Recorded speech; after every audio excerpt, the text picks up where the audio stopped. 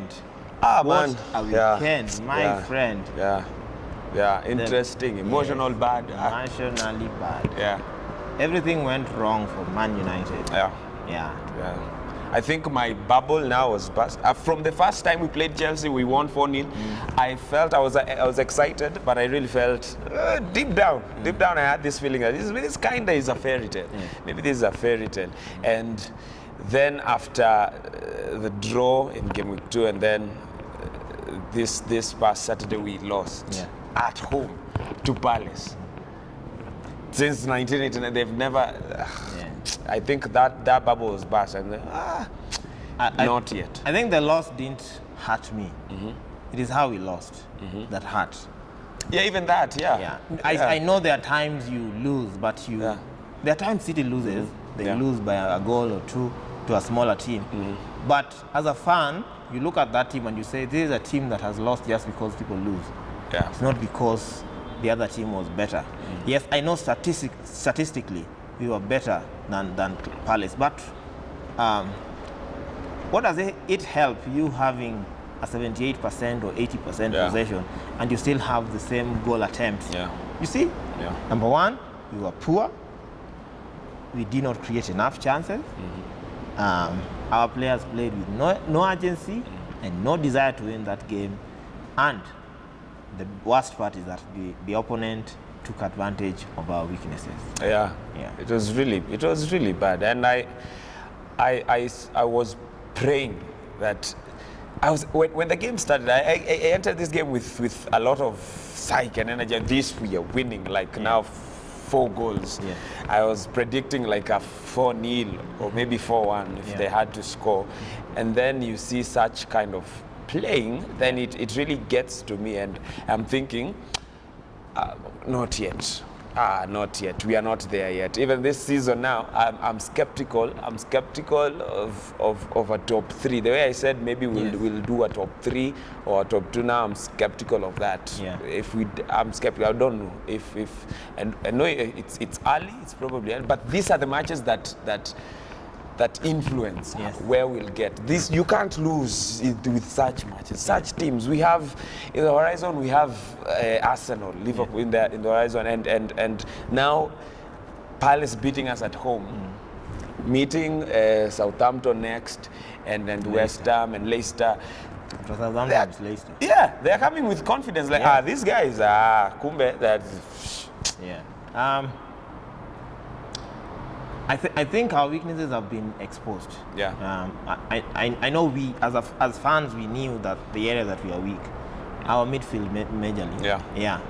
There's not enough creativity in that midfield. First of all, Pogba is doing the job of 3 or 4 people, if I could say. He's trying to be the defensive midfielder. He's trying to be the attacking midfielder. He's trying to be a box-to-box. He's trying to be the creator. He's also trying to give us goals, which seem not to be coming in the past 2 games. We all knew that we needed to sign at least 2. We knew, every fan knew, and to date, it hurts most of the fans, and it hurts me specifically to know that we did not sign at least 1 midfielder. Bruno Fernandes was there for the taking. Even this guy from Lazio, what's his name? Milankovic Savic. Was there for the taking. We couldn't buy those players. Why couldn't we at least buy a midfielder? I know we don't need to buy for the sake of buying, but from every sign you could read, you could see that Bruno Fernandes wanted to get out of Sporting and come to England. He was professional. He did not go on strike. If it is issue of mentality, I think Bruno Fernandes has the mentality and showed the mentality that Ole Gunnar was looking for. Why we did not buy him for 70 million, I don't know. He's only worth 70 million. And unfortunately, the value might go higher the more we dilly-dally. The other thing, I think tactically we were outplayed. Palace came to defend. They used the structure they saw Wolves using at Molineux. Only that now they perfected it in the sense they got the second goal. I think it was generally a bad game.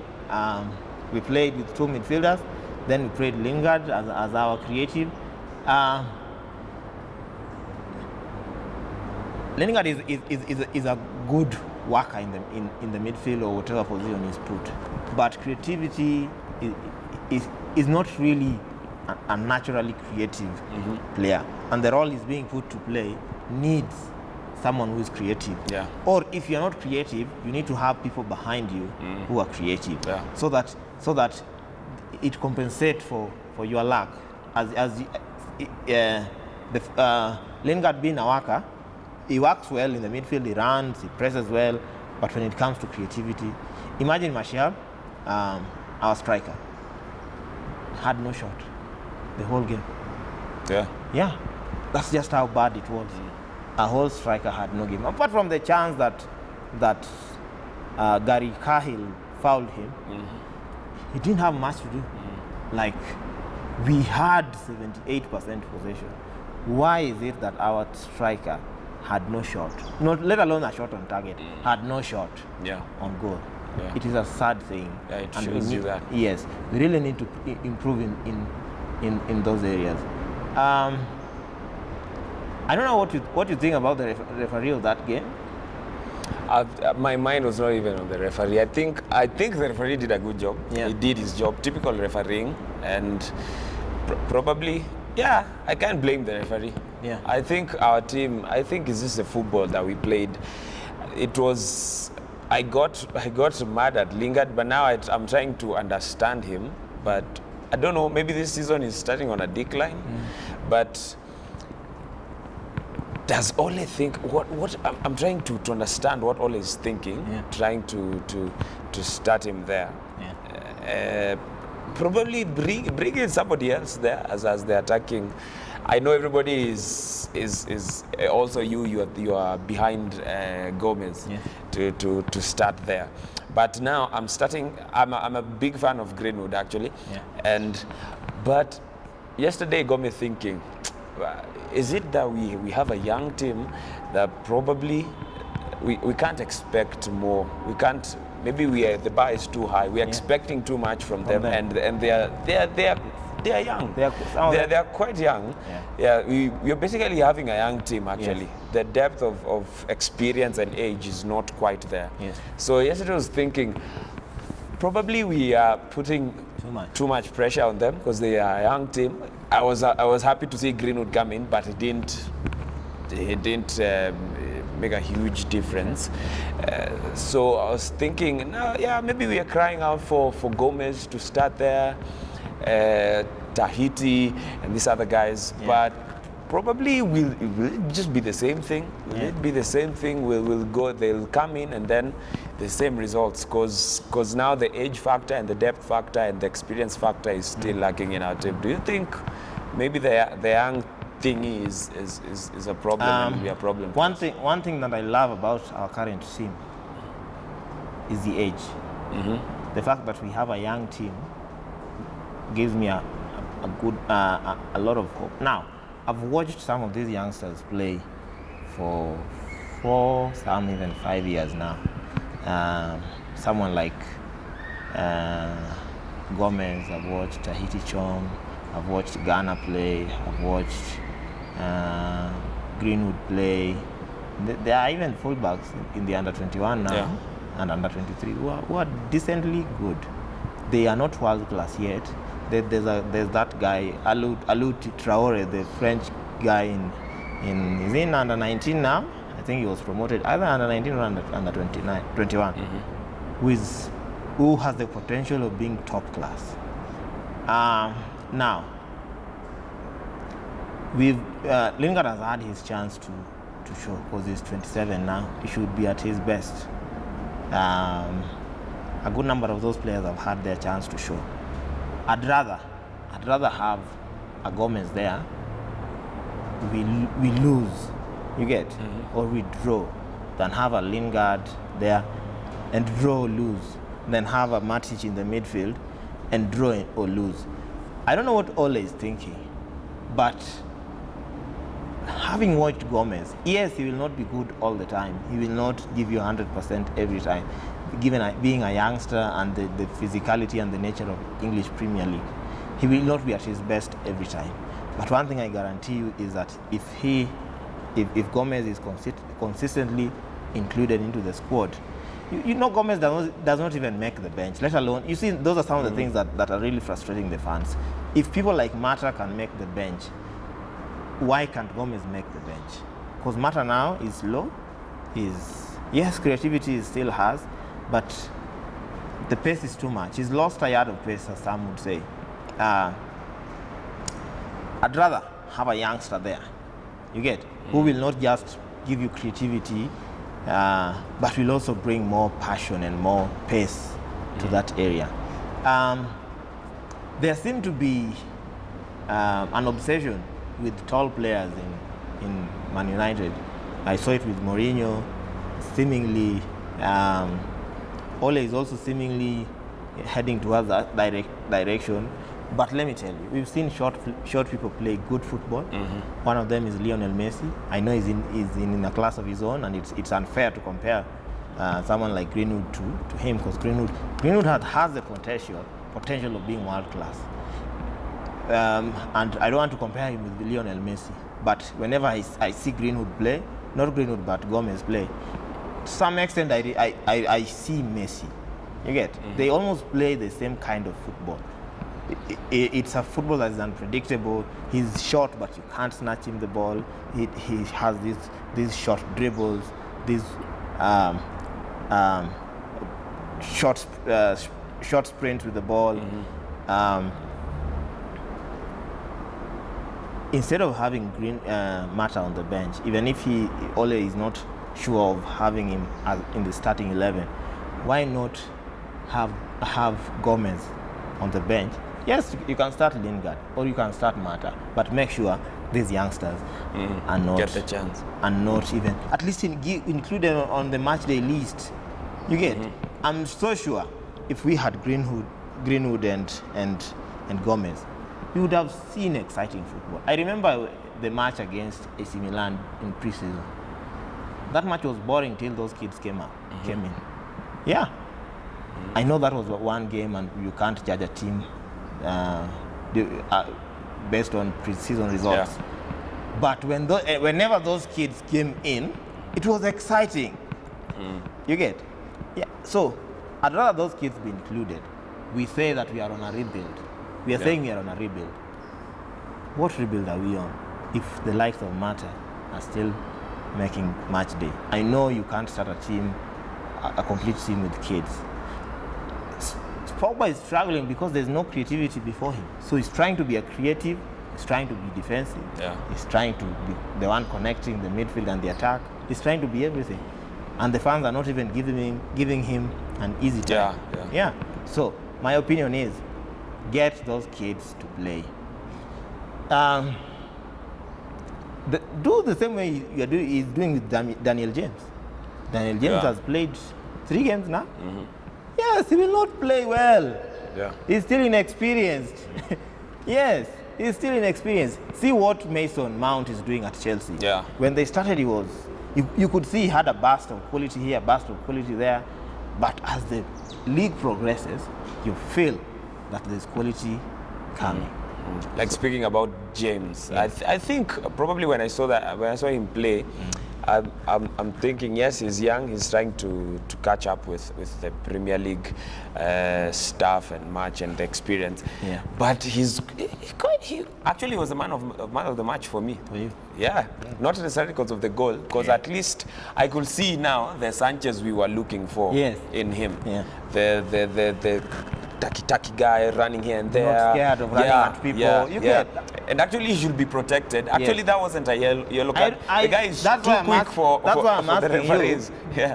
How can you rate that referee? Because I feel the referee was just I don't know. We didn't lose because of the referee. But some of the decisions the referee made, I was like, are you serious? I had Giggs saying that these referees need to protect this kid.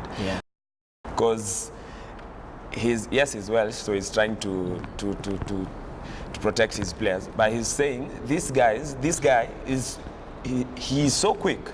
Sometimes he seems like he's simulating. Yeah. He's so quick. Even when you saw that in slow motion, that guy's knee got him. Yeah. And he was supposed to get the yellow card, but now this guy gets the yellow card because he's too quick for the referees. Yeah. So I think he should be protected. And I saw a glimmer of hope when I saw him play, because I'm thinking, this is kind of the Sanchez we were seeing in Arsenal.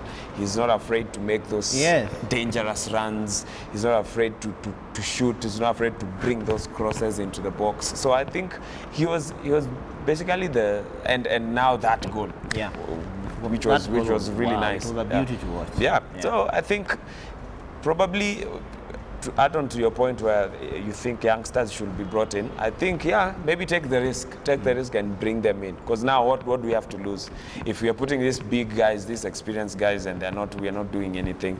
So yes, then give this, and we don't have players now. Martial now is injured. Yeah. We saw him limping, so we don't know if he'll fit for Saturday. Yeah, so who will you play there as the number 9? What will you do? Because now, talking as concerning the team and the depth, if we don't have these players, risk and put these young people. You see, the same players we are hanging on to, the lingers, the matters. We've had them for a while, and they've not done anything significant. We've finished 6th. We've finished, I don't know, 5th. We finished 2nd with them. The best time we finished 2nd with them. They've not done anything significant that you can pinpoint that these people are giving us hope as fans. Yeah. You get? Then why should a manager still hang on to these people, these same people? Last season, Ole said 2 things. I keep repeating this in every show. That, number 1, he will be successful, which I really hope, and I know he will be successful. Number 2, that some of these players will not be part of that. Yes, he's released Lukaku. Sanchez might go. There's a high probability that he might go. We've released Fellaini. But what we want to see is bringing more.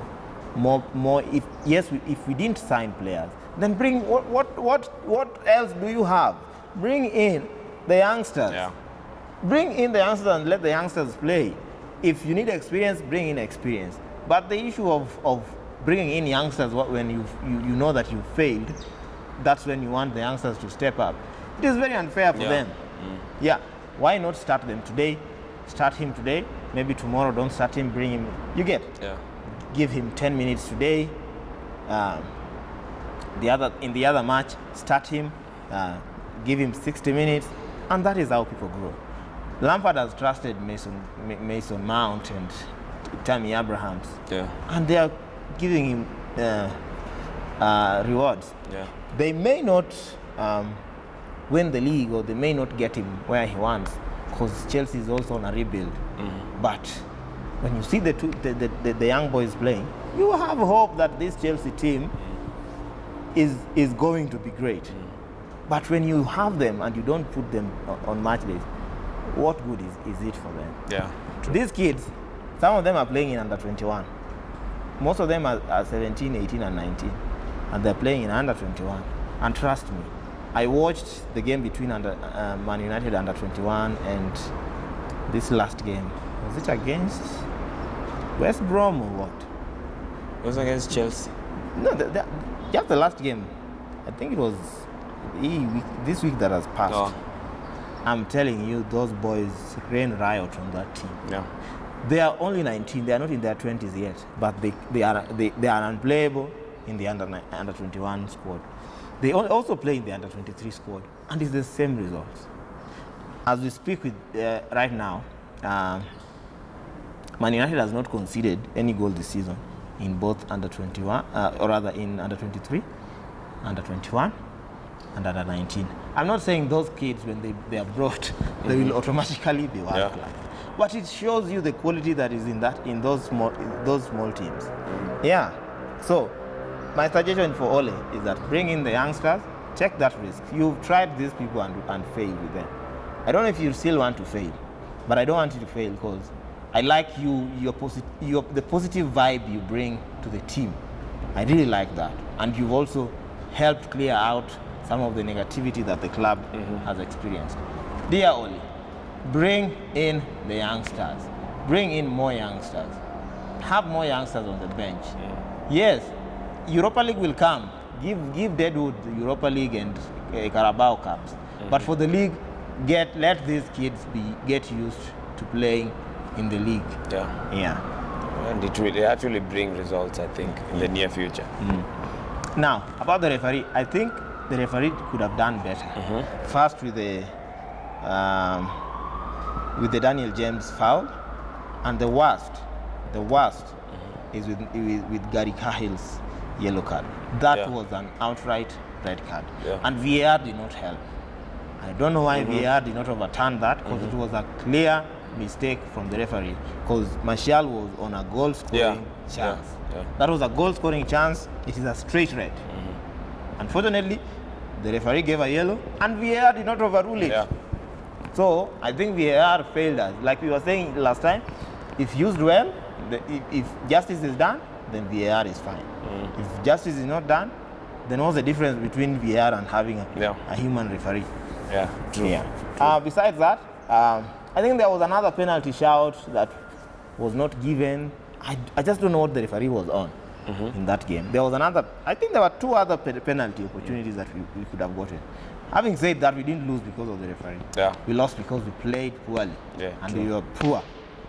And we were found out again that we are far from what we think we are. Do you blame Pogba for the second goal? No, I don't blame him. How can you blame a midfielder?